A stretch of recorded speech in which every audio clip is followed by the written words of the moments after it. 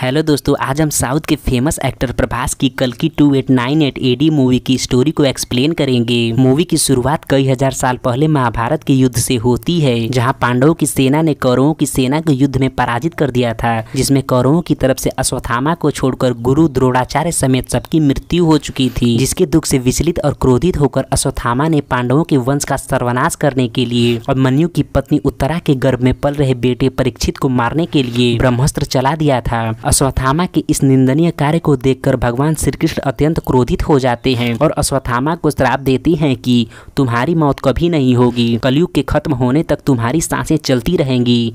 जिसे सुनकर अश्वत्थामा को अपनी गलती का एहसास होता है और वे भगवान श्री कृष्ण से पश्चाताप करने का एक अवसर मांगते हैं, जिस पर भगवान श्री कृष्ण कहते हैं कि हजारों साल बाद जब कलयुग में पाप और अत्याचार चरम पर होगा, तब भगवान विष्णु के कल्कि अवतार का जन्म होगा, जो दुनिया में फैले पाप का अंत कर देंगे। लेकिन उस समय असुर शक्तियां मिलकर कल्कि अवतार को जन्म लेने से रोकेंगी, जिस दौरान तुम्हें कल्कि अवतार की सुरक्षा करनी होगी, तभी तुम अपने किए गए पापों से मुक्त हो पाओगे।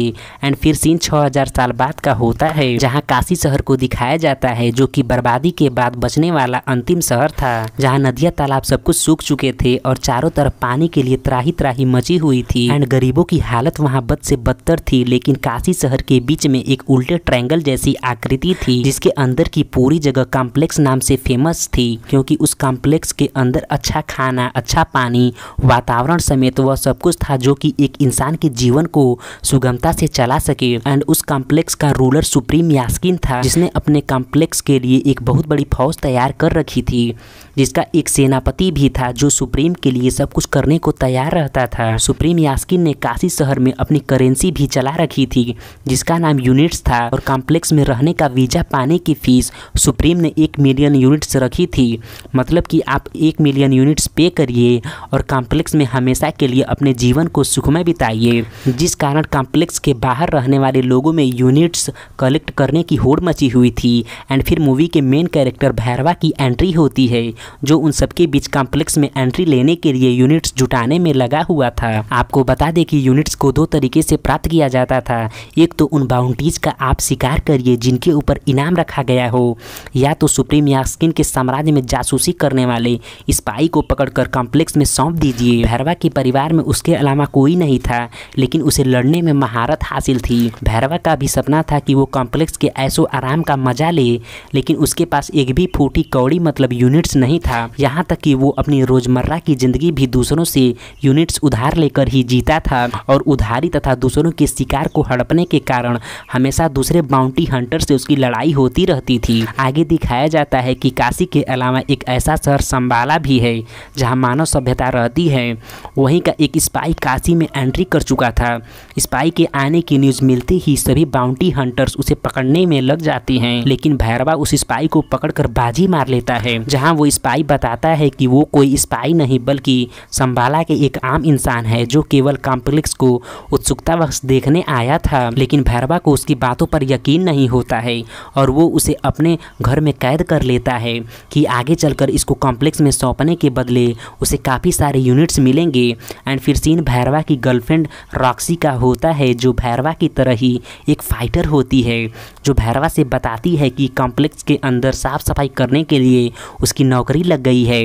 जिसे सुनकर भैरवा काफ़ी एक्साइटेड हो जाता है और रॉक्सी से एक दिन के लिए कॉम्प्लेक्स में ले जाने की जिद करने लगता है। आखिरकार रॉक्सी मान जाती है और भैरवा को अपने साथ कॉम्प्लेक्स में ले जाती है। अंदर कॉम्प्लेक्स का नज़ारा देखकर भैरवा काफ़ी खुश हो जाता है और रॉक्सी के साथ कॉम्प्लेक्स की सुख सुविधा का आनंद लेने लगता है। तभी कॉम्प्लेक्स के सोल्जर भैरवा को पकड़कर कॉम्प्लेक्स से बाहर निकाल देते हैं, जिसके बाद भैरवा मन बना लेता है कि वो जल्द से जल्द कॉम्प्लेक्स में एंट्री लेकर ही रहेगा। एंड फिर सीन कॉम्प्लेक्स के अंदर सुप्रीम यास्किन का होता है, जो कि रियल में कली होता है, लेकिन वह बहुत ही कमज़ोर होता है और उसके पास कोई भी पावर नहीं होती। इसलिए कली अपने आप को पावरफुल बनाने के लिए एक सीरम की तलाश कर रहा था, जो कि उसे एक ऐसी प्रेग्नेंट लड़की से मिलने वाला था जो कि 120 या उससे ज़्यादा दिनों से प्रेग्नेंट हो। इसके लिए कली मतलब सुप्रीम यास्किन ने एक बहुत बड़ी लैब अपने कॉम्प्लेक्स के अंदर बनवा रखी थी, जहां उसने बहुत सारी लड़कियों को कैद करके उन्हें एक साइंटिफिकली एक्सपेरिमेंट के जरिए प्रेग्नेंट करता था, जिनमें से कुछ लड़कियां तो प्रेग्नेंट होती थी, लेकिन अधिकांश लड़कियां प्रेग्नेंट नहीं होती थी। इसलिए उन लड़कियों को गुलाम बनाकर उनसे प्रेग्नेंट लड़कियों की देखभाल इत्यादि करवाता था। लेकिन कली जिस स्पेशल मेथड से लड़कियों को प्रेग्नेंट करवाता था उससे प्रेग्नेंट होने वाली लड़कियां 90 दिन से ज़्यादा नहीं जी पा रही थी।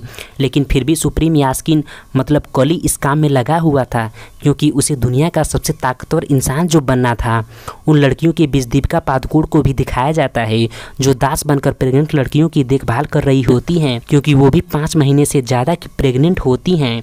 लेकिन उसने इस राज को सभी से छिपा कर रखा हुआ था और हर बार वह मशीन को मात दे देती थी। कॉम्प्लेक्स में दीपिका पादुकोण का नाम सम 18 था, लेकिन आगे चलकर संबाला के लोग उसे सुमति नाम देते हैं। ज़्यादा दिन तक सुमति का यह राज नहीं छिप पाता और एक दिन कॉम्प्लेक्स के कमांडर को यह बात पता चल जाती है कि सुमति 120 दिनों से ज़्यादा की प्रेग्नेंट है। जिसके बाद सुमति को पकड़कर उसका सीरम निकाला जाता है, जिस दौरान एक बूंद सीरम निकलते ही मशीन काम करना बंद कर देती है।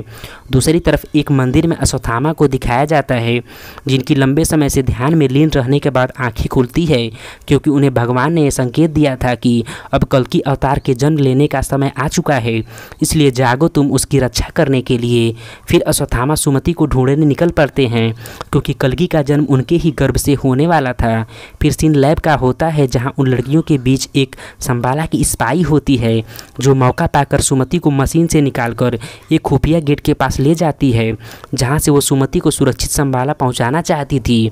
सुमति के पूछने पर वो बताती है कि मैं संबाला से हूँ जो कि एक पवित्र शहर है जहाँ के लोगों का मानना है कि एक औरत भगवान के कल्कि अवतार को जन्म देगी जो संपूर्ण मानव जाति की भलाई करेगा और मेरा ऐसा मानना है कि वो भगवान को जन्म देने वाली औरत कोई और नहीं बल्कि तुम ही हो, इसलिए मेरा कर्तव्य है कि मैं तुम्हें सुरक्षित संबाला पहुँचाऊँ। उसी क्षण वहाँ संबाला के कुछ एजेंट अपना विमान लेकर आते हैं जो सुमति को लेकर संबाला के लिए निकल पड़ते हैं। आगे जब कमांडर को कॉम्प्लेक्स से सुमति के भागने की खबर लगती है तो वो पूरे शहर में ऐलान करवा देता है कि जो भी सुमति को पकड़ कर लाएगा उसे 5 मिलियन यूनिट्स का इनाम मिलेगा। इसकी खबर पाकर भैरवा भी अपनी बुज्जी लेकर सुमति को पकड़ने के लिए निकल पड़ता है। जहां रास्ते में भैरवा सुमति को पकड़कर कॉम्प्लेक्स ले जाने वाला होता है कि तभी उसकी भिड़ंत अश्वत्थामा से होती है जो भैरवा को हरा देती हैं और सुमति को लेकर संबाला निकल पड़ते हैं। जब ये बात कमांडर को पता चलती है तो वे सैनिकों से भैरवा को बंदी बनाने को कहते हैं, जिस पर भैरवा कहता है कि मैं जानता हूँ कि वे लोग सुमति को लेकर संबाला गए हैं। अगर आप मुझे एक और मौका दें तो मैं सुमति को ज़रूर पकड़ लाऊंगा क्योंकि पूरे काशी में केवल मैं ही जानता हूं कि संबाला कहां है। कमांडर खुश हो जाता है और भैरवा को एक और मौका दे देता है। बदले में कमांडर भैरवा से कहता है कि अगर तुम सुमति को पकड़ कर लाओगे तो मैं कॉम्प्लेक्स का सारा ऐशो आराम तुम्हें दे दूंगा। जिसके बाद भैरवा अपने घर जाता है और उसने संबाला के जिस आदमी को कैद करके रखा था उसे आज़ाद करके अपने जाल में फंसा लेता है और उसके साथ संबाला पहुँच जाता है।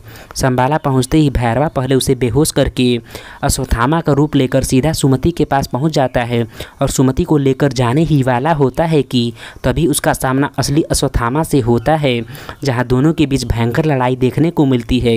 उसी क्षण कॉम्प्लेक्स का कमांडर भी अपने आर्मी के साथ संबाला पर अटैक करके अंदर घुस जाता है और संबाला के सारे सैनिकों को मार गिराता है। तभी अश्वत्थामा की भैरवा से लड़ाई के दौरान अश्वत्थामा का हथियार गिरकर भैरवा के हाथों में पहुंच जाता है और भैरवा के हाथों में वो हथियार आते ही चमकने लगता है जैसे कि भैरवा के अंदर अनलिमिटेड पावर्स आ गई हो। जहां पता चलता है कि अश्वत्थामा का वो हथियार जो भैरवा के हाथों में है वो रियल में कौन का हथियार है और भैरवा ही महाभारत के समय का अर्जुन है। जिसके बाद भैरवा कॉम्प्लेक्स के सोल्जर्स के साथ कमांडर को भी मार देता है और हथियार को हाथ से छोड़ते ही वो फिर से भैरवा बन जाता है और सुमति को अपनी बुज्जी कार में बैठाकर कॉम्प्लेक्स के लिए निकल पड़ता है जिससे अश्वत्थामा भी रोक नहीं पाते हैं।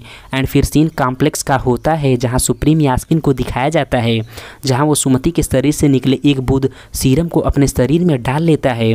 सीरम के शरीर में जाते ही सुप्रीम यास्कीन शक्तिशाली और बलवान हो जाता है जिससे खुश होकर सुप्रीम यास्कीन फैसला करता है कि अब वो खुद ही सुमति को ढूंढेगा क्योंकि जब एक बूंद से इतना कुछ हो सकता है तो पूरा सीरम मेरे शरीर में जाते ही बहुत ही ज़्यादा मैं पावरफुल बन जाऊँगा। इसके बाद दुनिया की मुझे कोई बीत सकती, यहाँ तक कि भगवान भी नहीं हरा पाएंगे।